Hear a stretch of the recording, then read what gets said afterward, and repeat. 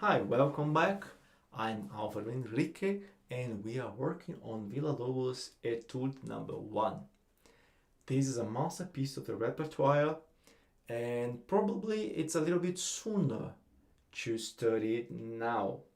However, some pieces it's interesting for you to write them for a while and you're going to learn that stuff, some stuff. Your performance won't be perfect, but then you take some time away from that piece, and a few years later, you restudy them, and then you are really prepared to play them flawlessly. But your first time around playing that piece probably won't be a flawless performance. But I'm hoping for the best. I hope you play very well from the first start.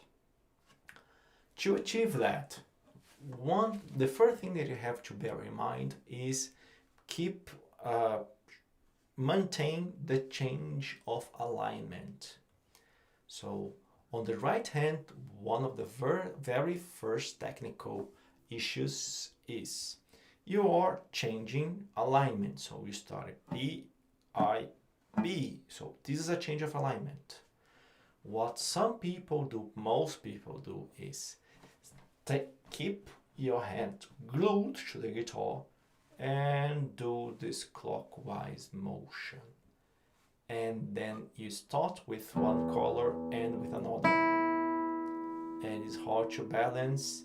Your wrist may change. It is harder. So you have to keep the same line to the string, the same 90 degrees line to the string.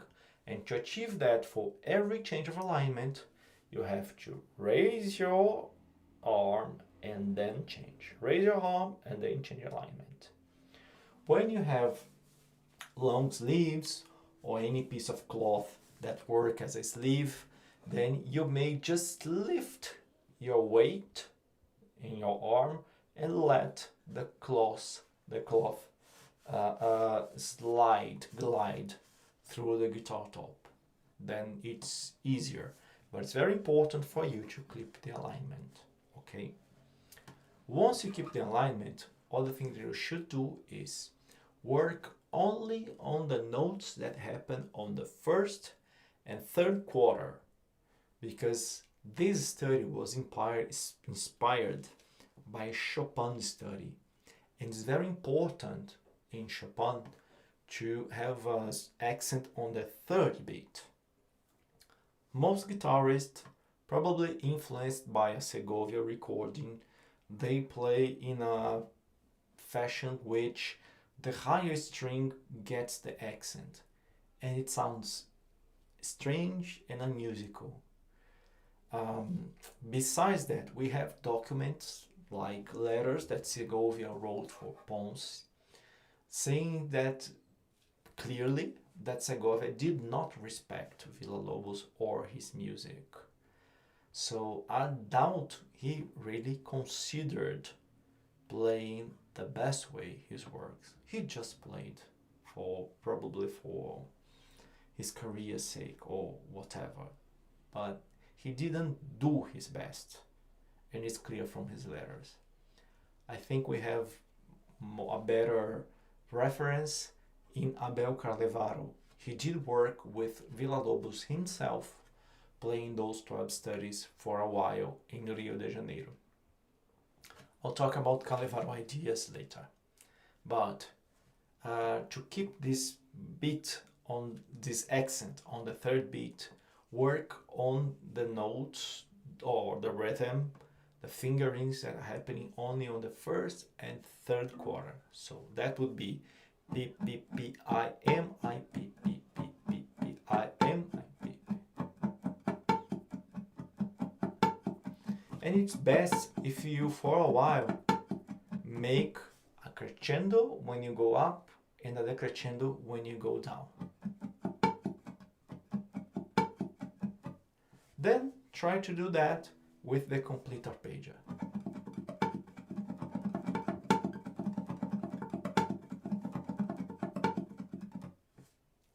Right, fine.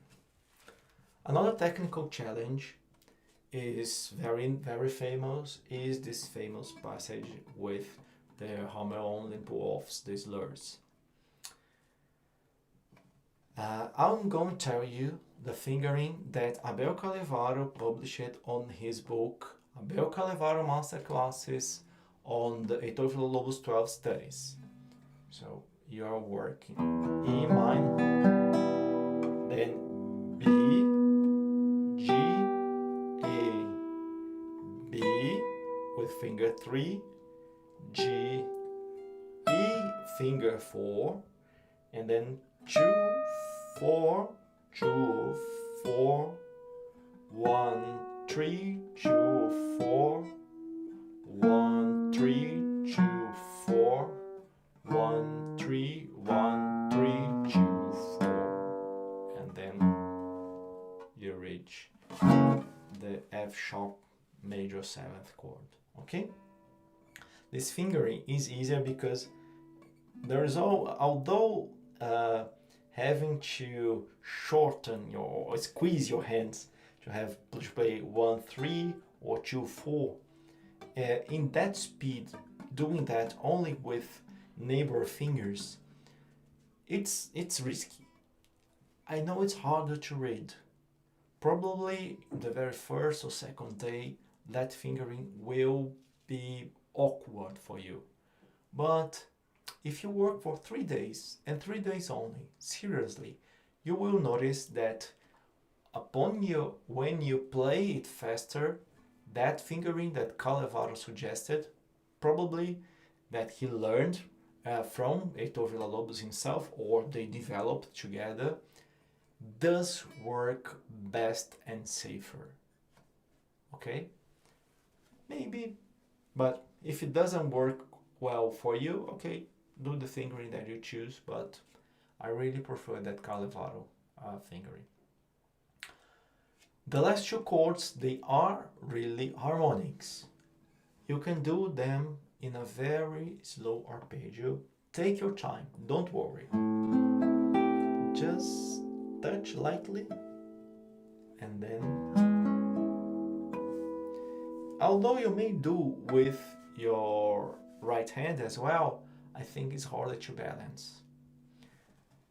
The harmonics themselves also tend to sound louder, or they project more, in fact, than that common note, normal note. So it's best for you to think as a decrescendo. You will not play the crescendo. You will not sound the crescendo. But if you think the crescendo, they sound the same. If you think the same, the harmonics sound louder. One of the mysteries of the guitar. So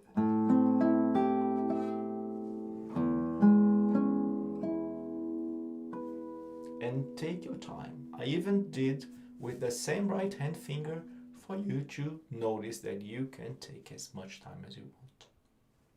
I have to beware you also that we have an edition problem here, but not it was the best way possible. So Max Schig, a publisher that published originally those 12 studies and many other guitar masterpieces, was not the best editorial company in musicological terms. In the early 2000s, Max Schig, I don't know if they were fused or bought, whatever, but Max Schig no longer exists. Now there is a company called Duran Salabert e Schig, and this new company is republishing a lot of the masterpieces that were published by Max Schig, but now with a real, rigorous musicological work. And then we learned that there were more mistakes that we were used to. And one of those mistakes that you see is take from the end of the piece, go back 5 measures, and then you see that what originally we thought was an E minor, then another chord, and then you repeat. is not what really Villa-Lobos intended. So there is a repetition on the E minor. Then you change to the other chord, repeat, and then you go to the end. Okay? Fine. Let's talk about music now. This is a study of arpeggios, and like most of arpeggio studies, the harmony is the main character. Classifying the chords here, it's a little bit tricky, and I think it's a work harder than what you really need right now. Depending on your circumstances, you may work on that on your own or with the guidance of a friend, and there are many texts out there in the internet, theses, academic studies, etc., with a complete harmonical analysis of this piece. You can also serve yourself to go there. But it's important for you to notice that we have tension and release. The release is on the tonic of E minor. Any chord that has a tritone, it's tension. Don't mind knowing which chord is that exactly, okay? This can be more tricky than really is, but just keep in mind that we have a tritone here, so this is tension and this is release. And then you should play with calm and release. Then we have another tritone, okay, and so it goes. The piece starts with the famous Once Upon a Time, which there is a tonic, a chord of tension, and then back to the tonic. And then the music really begins from here.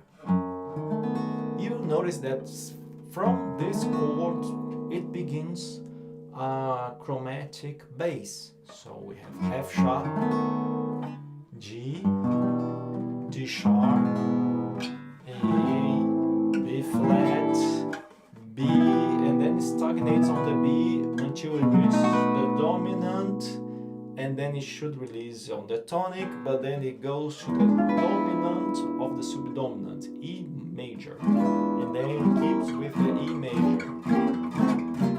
And beware that this is a E major. E, G sharp, D, F, B, E. E major with 7th and 9th. Oh, but the chord shape is the same in diminished chord. You don't play fingers, you play music. I'm hearing a E major chord. It's an E major chord.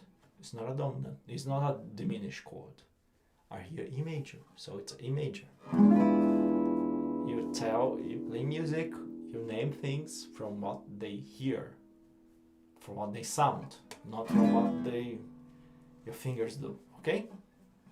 Then it's stuck until it goes back to the E minor in this slur section, and then we are back to a section full of dominants, and as in the first section, the complete analysis may be tricky. It's available online, but what's most important for you is E minor is release, and every time there is any kind of tritone, it's tension, okay? And I think it's very, especially because there was a very keen work on Villa-Lobos for this first part, mark this chromatic bass that is reaching to the dominant, and then it's a partial release that keeps static, and then it releases. So a crescendo until the dominant is fine, and then a decrescendo until the tonic is also perfect. And I think it makes more music feel so.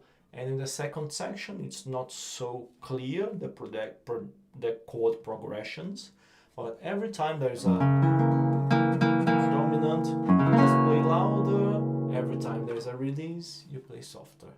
And there you go. That's it. Tension and release. Tritone, tension, without tritone, release. And when it's E minor, the most calming way, the most intense release. Have fun. This is a very hard piece to work on.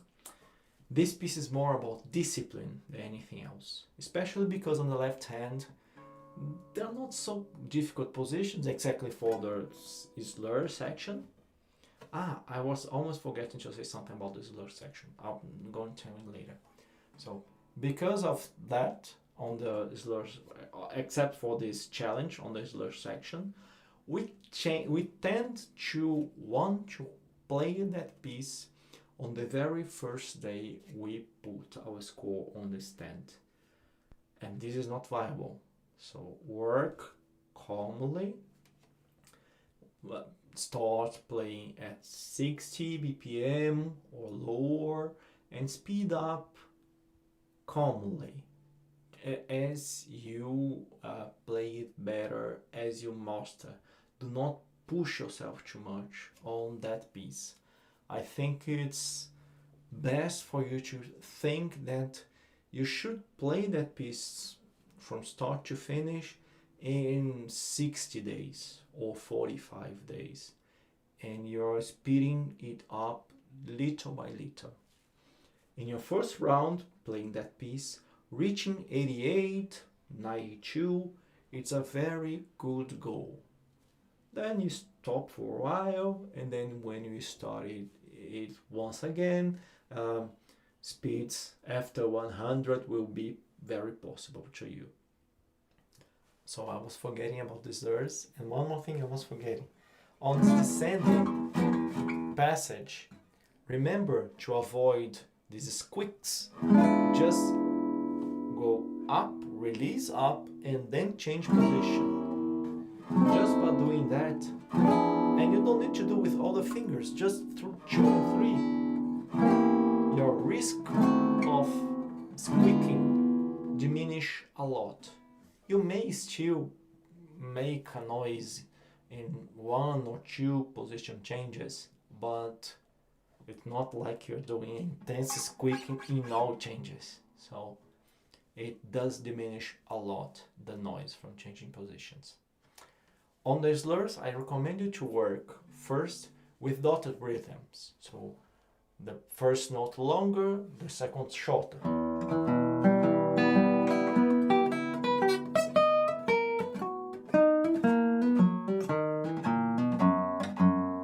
Then the opposite.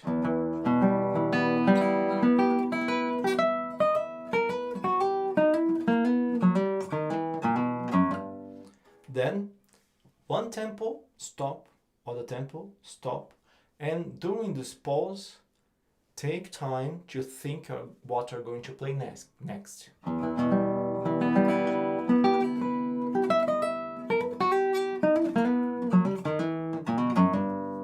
Then 2 tempos, stop.